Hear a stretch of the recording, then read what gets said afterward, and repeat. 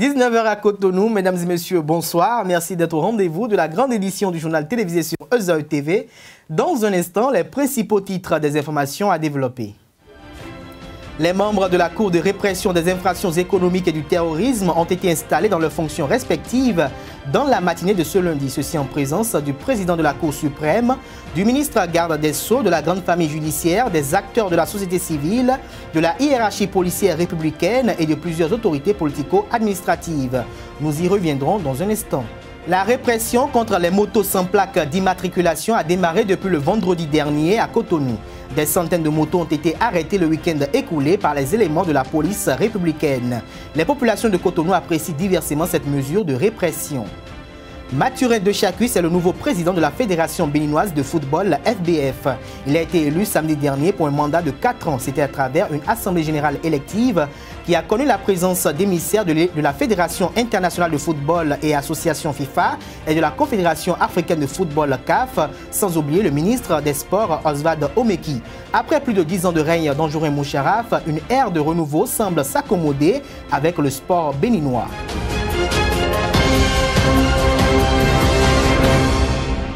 Bonsoir à nouveau, chers amis internautes. Les membres de la Cour de répression des infractions économiques et du terrorisme, CRIET, ont été respectivement installés dans leurs fonctions dans la matinée de ce lundi 27 août de l'an 2018 à la Cour d'appel de Cotonou. Créée suite à la modification de la loi numéro 2001-37 du 27 août 2002 portant organisation judiciaire en République du Bénin, la CRIET est une cour pénale spéciale ayant une compétence nationale. Elle est chargée de la répression du crime, du terrorisme, des délits ou crimes à caractère économique tels que prévus par la législation pénale en vigueur ainsi que la répression du trafic de stupéfiants et des infractions connexes.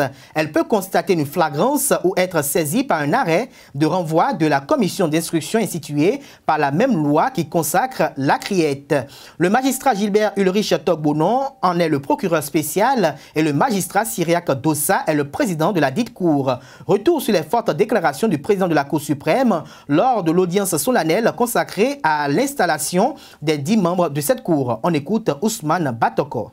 À ceux qui doutaient encore, il y a peu, de la volonté politique de s'attaquer à cette hydre des temps modernes que sont les crimes économiques, la preuve a été donnée par le vote et l'adoption, ainsi que la promulgation de la loi numéro 2018-13 du 2 juillet 2018, modifiant et complétant la loi numéro 2001-37 du 27 août 2002, portant organisation judiciaire en République du Bénin et création de la Cour de répression des infractions économiques et du terrorisme.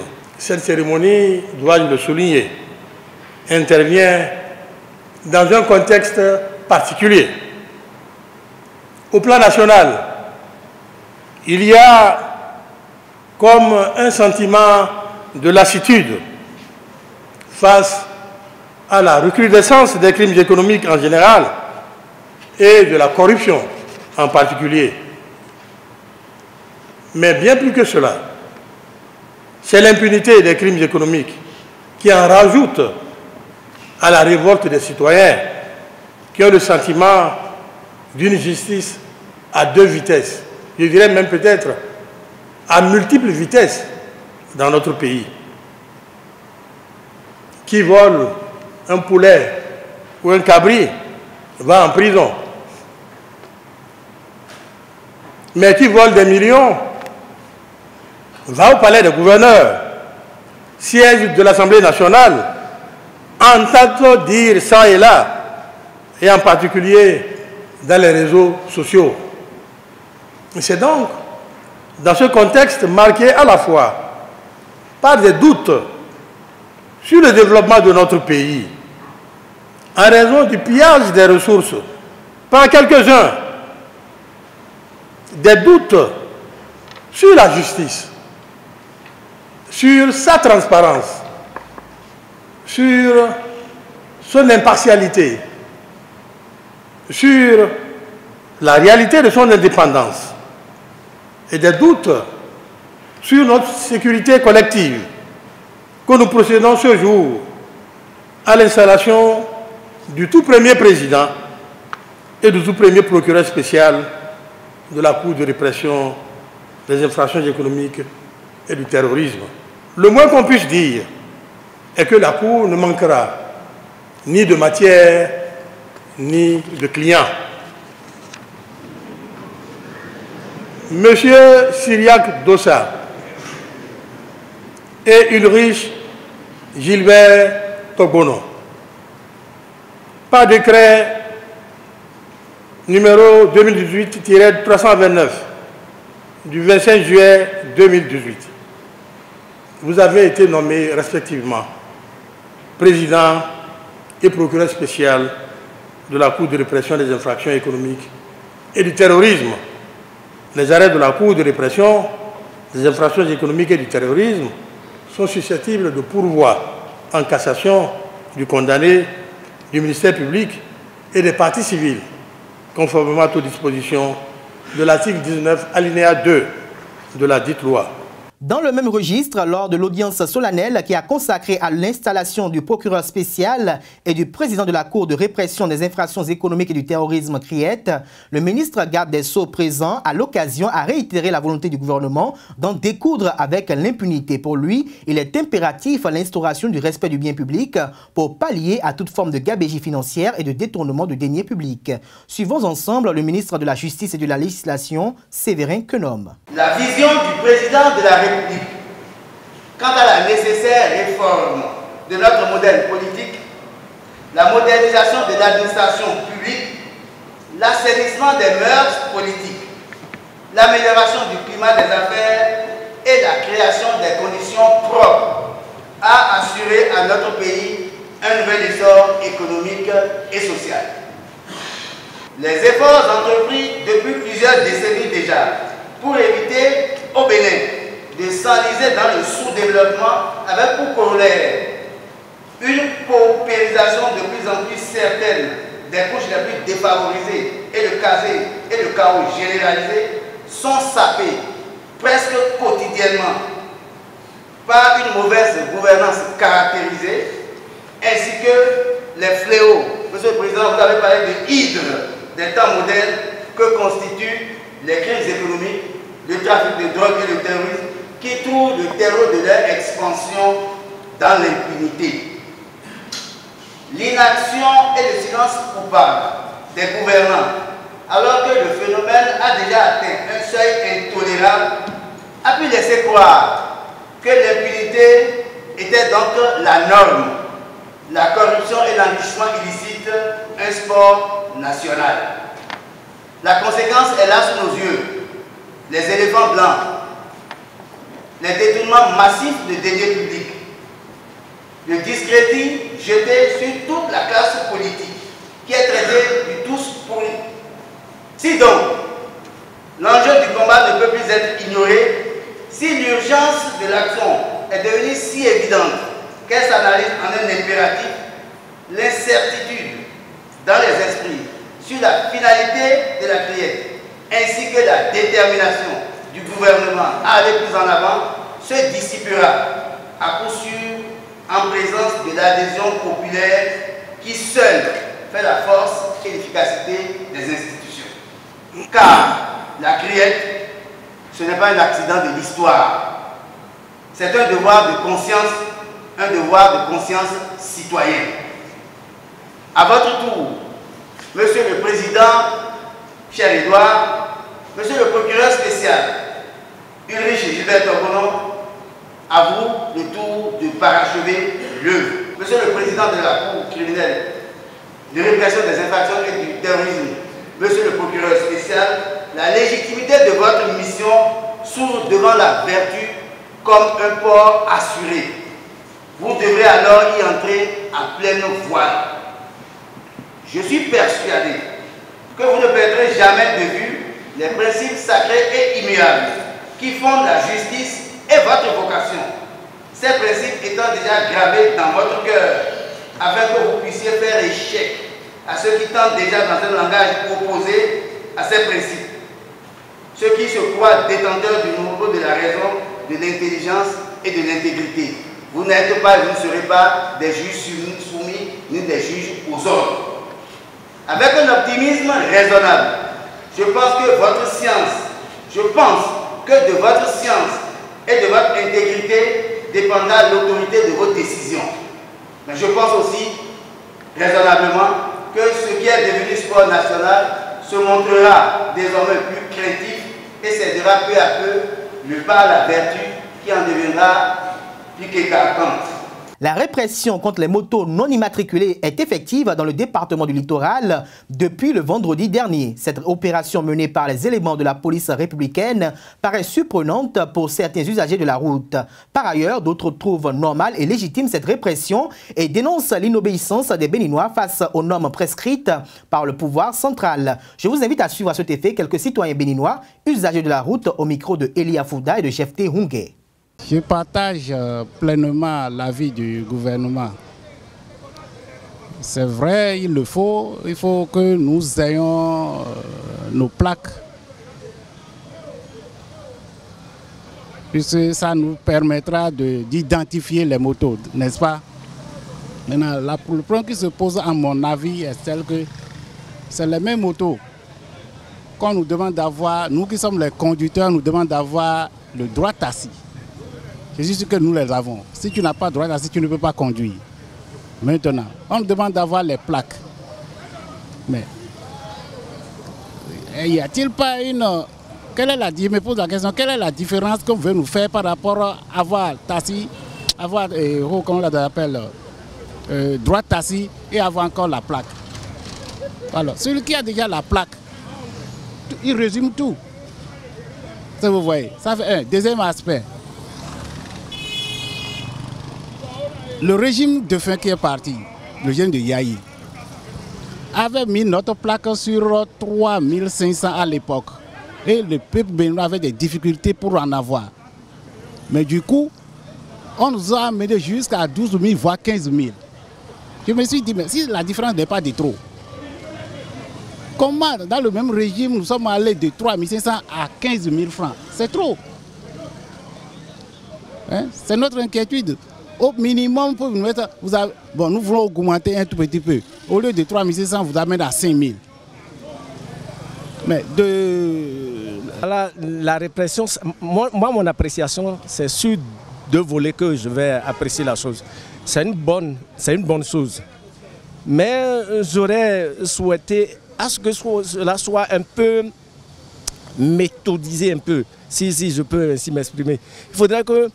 C'est-à-dire, ce que moi je vois dans tout ça là, immatriculer sa moto, c'est une très bonne chose. Mais, dans cet ordre de bonnes choses que je dis là, il y a, si, par exemple, à la rentrée, c'est tout ce que moi je dis. C'est-à-dire, dans 2 semaines ou dans quelques jours, déjà, la rentrée est là. On ne peut pas commencer par, disons, arrêter les motos tout de suite. Bien vrai, nous sommes à la veille de la rentrée. Et ça n'empêche pas de faire un devoir citoyen. C'est un devoir du citoyen. Si le gouvernement même vous oblige à faire telle chose, c'est que tu dois obliger de le faire. Tu dois obliger de le faire. Parce que c'est un devoir citoyen pour tout le monde. La police a trop sensibilisé. Et le Béninois têtu que nous sommes, on n'a pas respecté. On n'a pas pris la sensibilisation en compte. Mais voilà que la police a décidé de réprimer. Bon, seulement ce que moi je vais condamner, c'est la période. Nous sommes à la veille de la rentrée. Et si à la veille de la rentrée comme ça, la police a commencé par réprimer, donc ça va agir sur les parents. Moi qui suis ici, si on m'avait arrêté, cette année-là, mes enfants vont rester carrément à la maison. Association pour le développement de Gogo-Tepomé, HDG, est le nom donné au rassemblement des fils et filles de ce village de l'arrondissement de Agbanto dans la commune de Pomassé. L'événement a eu lieu le samedi 25 août à l'école primaire de ce village frontalier de Guézin en bordure du lac Aémé. Après 30 années d'essais infructueux, Gogo-Tepomé se dote enfin d'une association fêtière pour penser son développement en synergie avec tous les ressortissants, résidents ou non, jeunes et vieux. Comme rendu signé Carles Kitomé. Célestin Ezi a pris le samedi 25 août 2018 les rênes de l'association pour le développement de Gogo-Tepomé à sa création à l'école primaire publique du village. Je remercie toute la population de Gogo-Tepomé, tous ceux qui ont œuvré pour que ce jour soit réellement un jour nouveau pour notre cité. Nous sommes en train d'œuvrer pour faire asseoir l'association de développement de Gogo-Tepomé. C'est fait des années. Mais Dieu a fait, nos jeunes frères, ils ont pris l'affaire au sérieux. Ils ont compris que pour le développement d'un pays, on doit se lever, c'est nous-mêmes. On s'est levé vraiment. Un travail a été fait. Et c'est la concrétisation de ce travail que nous sommes en train de vivre actuellement ici. C'est une mobilisation active. Vous êtes là depuis le matin, en train de réfléchir réellement pour le développement de nos cités. Gogo-Tepomé, c'est un village, quelqu'un l'a dit tout à l'heure, qui est allé très loin, très loin. Mais on se demande, les gens de Gogo-Tepomé, là, ils sont comment?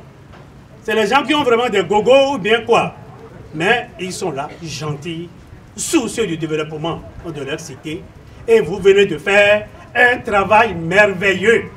Et je crois qu'à partir d'aujourd'hui même, Gogo-Tepomé prend son envol pour son réel développement.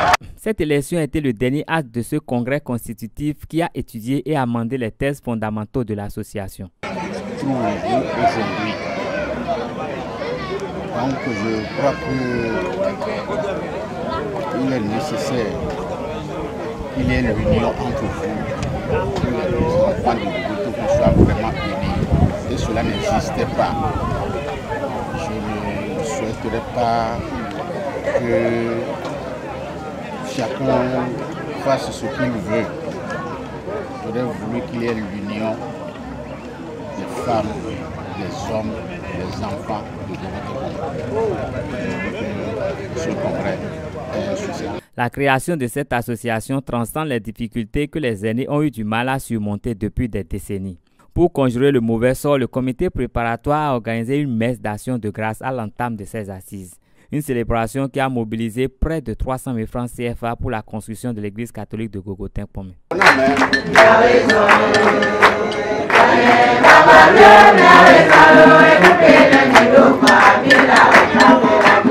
Sport à présent, Mathurin Dechacus et ses 18 colistiers ont été élus membres du comité exécutif de la Fédération béninoise de football samedi dernier à Porto Novo à l'issue d'une assemblée générale élective. Leur liste Bénin Football Nouveau Départ, seule en compétition, a recueilli l'avis favorable des 75 délégués présents avec un taux de 73,33% des suffrages exprimés en leur faveur contre 24%. Pour les 4 prochaines années, le nouveau comité exécutif devra se déployer pour réunifier la famille du football et relancer les activités footballistiques de façon régulière et pérenne pour son essor. Le compte rendu de cette élection est signé Larios Adiagbeno.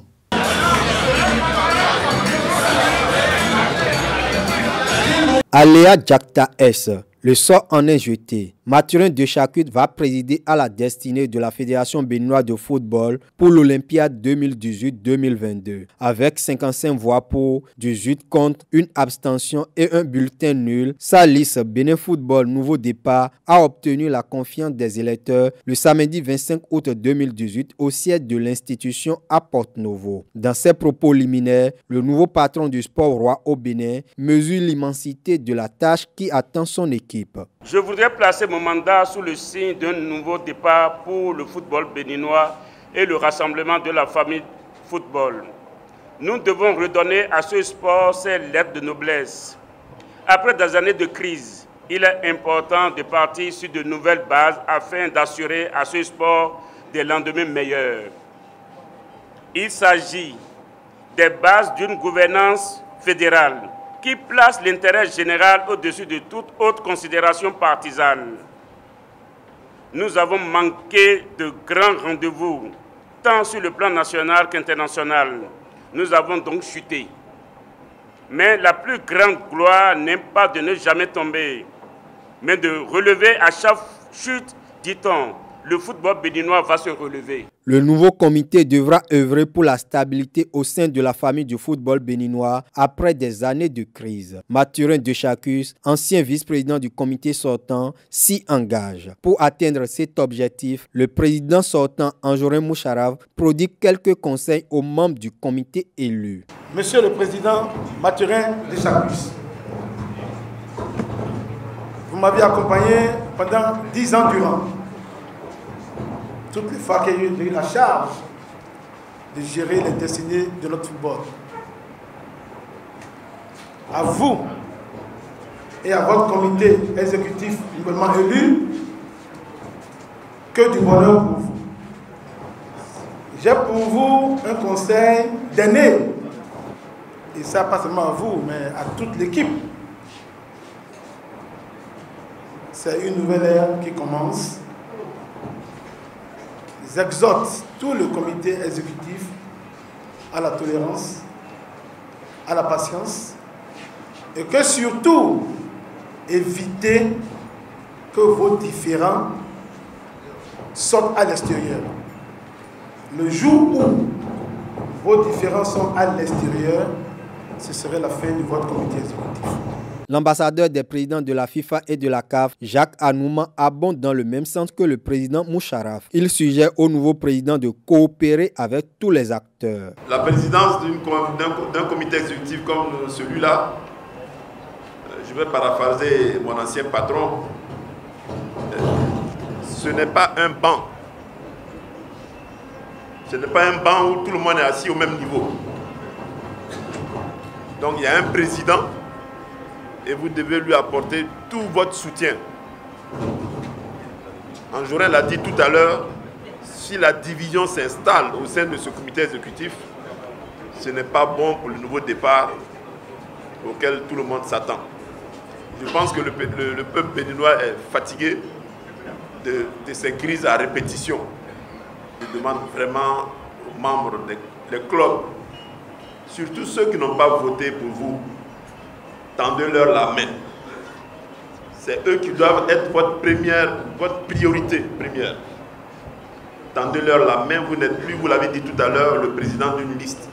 Vous devenez le président du football béninois. Sur ces mots du porte-parole des représentants des instances fêtières, les 19 membres du nouveau comité exécutif de la LBF et les délégués quittent la salle de congrès Feu Moucharaf Badamassi. Comme signe de bénédiction de la nouvelle ère qui s'annonce pour le football béninois, ils repartent du siège de la fédération sous une pluie.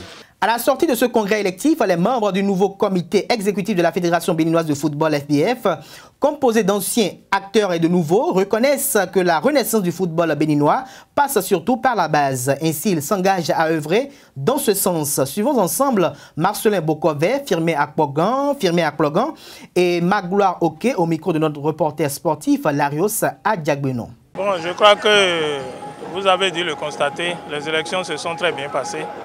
Il s'est effectivement dégagé une majorité très claire en faveur de la liste Bénin Football Nouveau Départ. C'est d'abord des sentiments de reconnaissance envers la famille du football du Bénin, mais c'est aussi des sentiments de défi, parce que le travail à faire est immense. Vous avez écouté le nouveau président de la fédération, du comité exécutif de la Fédération béninoise de football. Tout est à faire, tout est à reprendre quasiment. Donc, le premier sentiment, à part les cérémonies, c'est vraiment de prendre conscience de l'enjeu et de tout de suite se mettre au travail.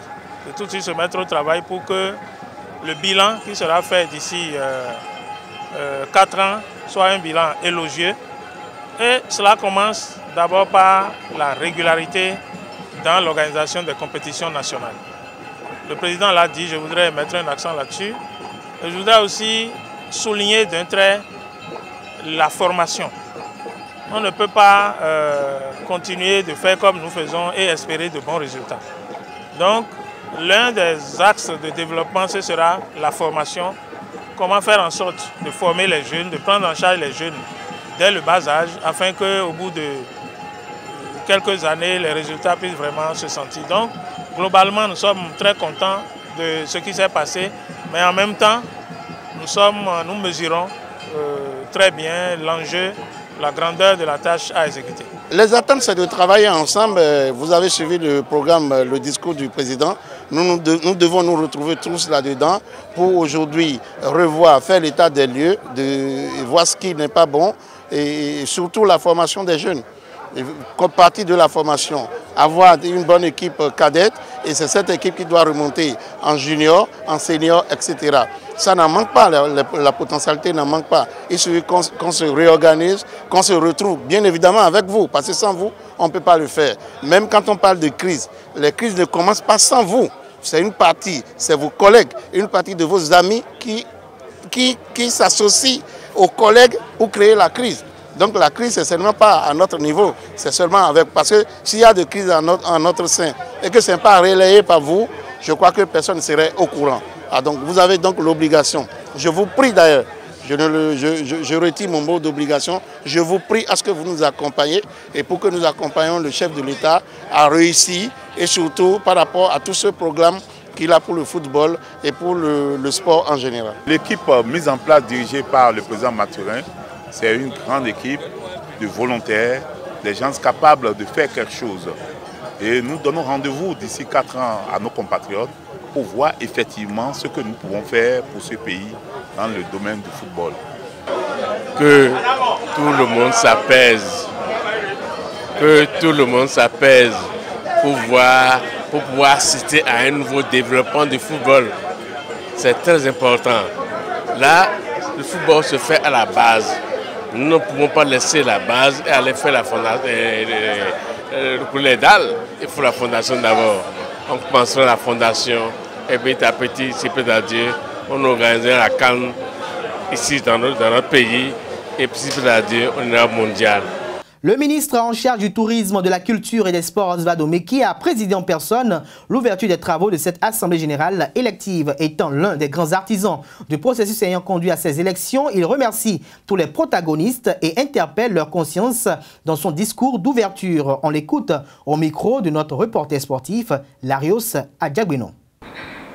Je ne veux pas savoir qui est de quel camp. Et vous savez que je n'y crois pas, cette affaire de camp. Parce qu'en vérité, il suffit d'interroger l'histoire du football du Bénin, de prendre les compositions des différents comités exécutifs pour se rendre compte qu'il n'y a pas de camp définitif. Il y a des recompositions qui sont dues au contexte.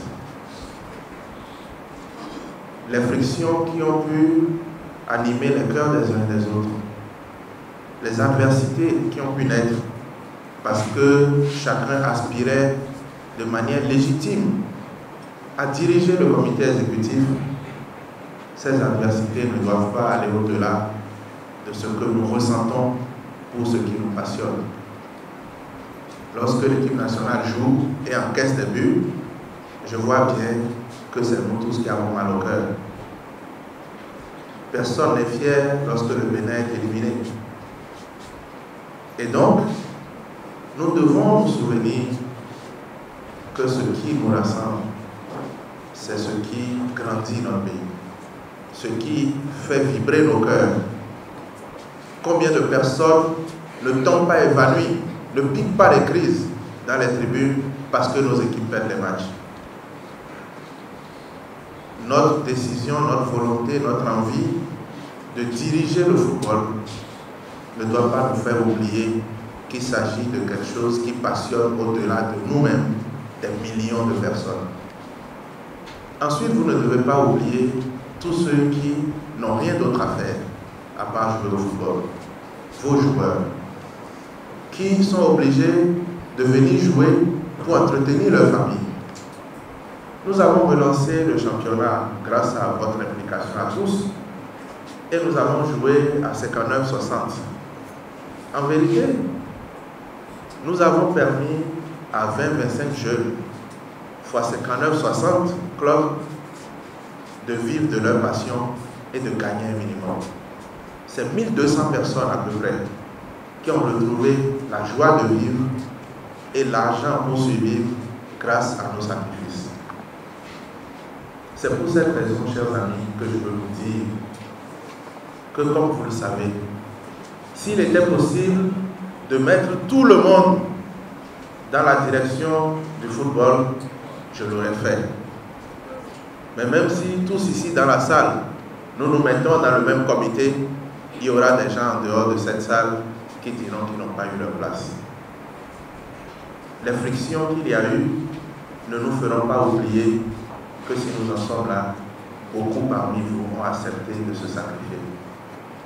Je veux ici exprimer ma profonde reconnaissance à M. Anjouna Moucharaf, à M. Abdolou, qui n'est pas dans cette salle, et à Augustin Amouéva.